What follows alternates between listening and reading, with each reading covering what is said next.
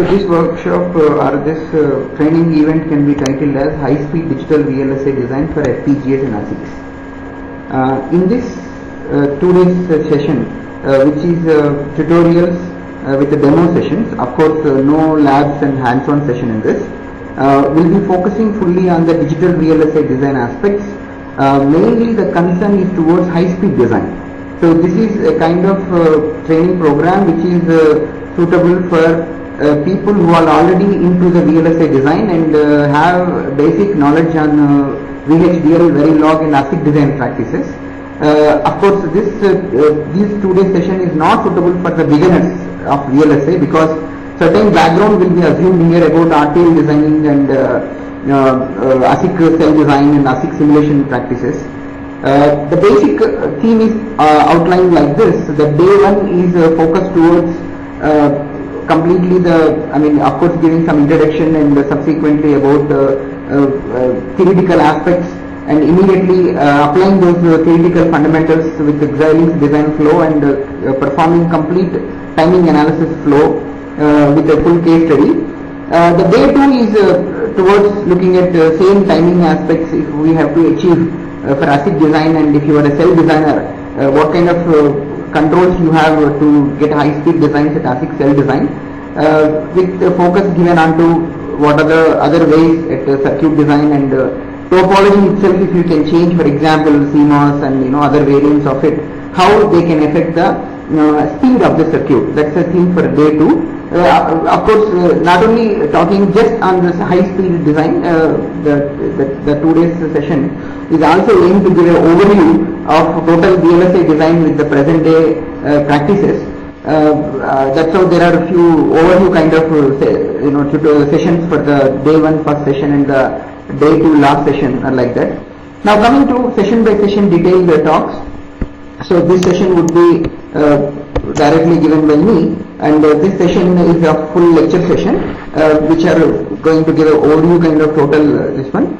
We will be talking about where people are more concerned today in the digital VLSI design and where things have become automated because of matured EDA, electronic design automation in digital VLSI design, and what kind of concerns people have in terms of speed, power and mainly verification time and all. A general talk this is going to explain about VLSI design. This will be a very helpful to the participants in terms of getting an overview or getting an understanding of what kind of day-to-day challenges that a VLSI designer need to face when we are working in industry. That will be basic expected outcome out of this particular session.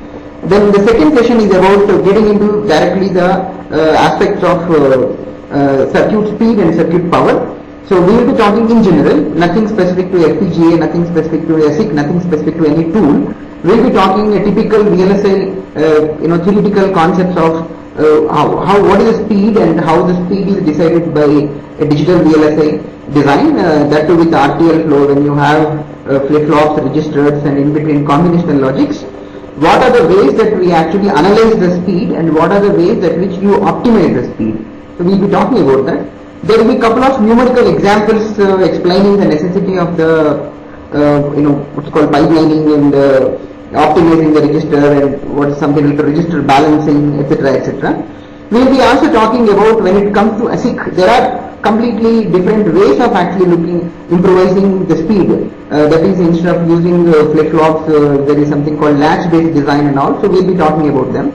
Then, actual theme of this 2 days session is about speed, but we will be giving a basic emphasis to the power also, because these two fellows go, like hand in hand. If it should not be happening that you design for extreme high speed, but the power is also very high, then it's of no use. So we should have a basic level of concern about the power while optimizing for speed. So we will be touching on fundamentals of the power aspects. If it is ASIC, how people will estimate the power. If it is FPGA, how concerns about power need to be addressed. But however, the focus for power is very less in this session. Next is about completely tool oriented. Whatever we learned in the session 2, we are going to apply immediately on the FPGA. Of course, the participants will be watching the session. There are not going to be any lab. but there will be a complete tool-based design flow. So our engineer is going to explain about connecting the what's called not connecting exactly, opening the VLSI ASIC tool, entering all these constraints, how to see that these constraints are met when you are doing synthesis and place and route, etc. And if at all you have any options in for better giving guidelines to the design, whether it should optimize for speed or area, etc., etc. Then if certain constraint is not met, where it will be reflected in the STA report, and if at all if it is actually not met, is there any way to optimize it? All these things will be shown with a simple tool flow, with a very simple example. The participants will get the full understanding. This is going to ensure that if any design is built for FPGAs, which is including an external components of whether ADCs, DACs or DDR, etc., how you can enter the timing constraints and how to ensure that your design is synthesized to meet the timing constraints, that will be explained in depth. Now the next session is continuation of this with a detailed case study. So even though we are going to take some examples in the session 3, there will be bits and pieces, but in session 4 we are going to get into depth and see a complete one case study with the static timing analysis being main agenda. Okay. Now in this case study we are also going to highlight about the timing simulation. Like see, static timing analysis and looking at the static timing analysis report, if it is the first step, the next step is further simulation. Okay. Definitely the timing simulation for the all kind of inputs and all entire design may not be possible, but wherever you find it is really crucial, then you may not just satisfied with observing the STA report, you may want to do timing simulation and also confirm yourselves. So how to do that will be explained in the 4th session. Now the day 2, as I said, is about inclination towards ASIC. So the first session is to actually revise the fundamentals of VLSI circuit design. Definitely yes, participants need to have some fair background about what is CMOS design, what is static CMOS, dynamic CMOS. So we will be talking about the issues in circuit design. So this also is going to be a kind of lecture session plus simultaneously tool will be used.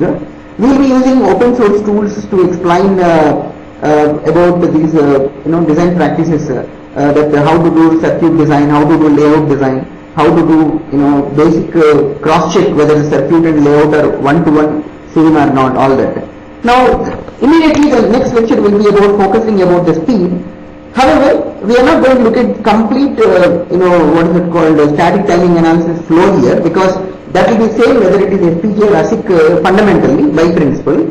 Our focus would be, if at all, if you have to improvise your cell performance, keeping the timing as a main agenda, how to do that? Like for example, you have a D flip-flop. That D flip-flop you need to improvise its clock to output delay. I mean you have to reduce the clock to output delay. So how to do that? Where is the control? Whether by doing that are you paying any errors? Okay. Whether you are by doing that are you burning more power? So that kind of issues will be highlighted in this one. So we will be touching upon the timing issues, but our focus will be towards the cell design. Okay. Then the next session will be about it will be kind of logical continuation to it, but this will be lecture session. So we will be talking again optimization techniques that you need to follow when you are doing circuit level design, layout level design, for again power and for again speed here. Then the last topic, as I said, is going to be a conclusive talk which is going to explain about where people are more focusing for the next generation VLSI chips, and that would ultimately be the key challenges that the engineers need to face when they are working for day-to-day projects and day-to-day tape outs in the VLSI industry.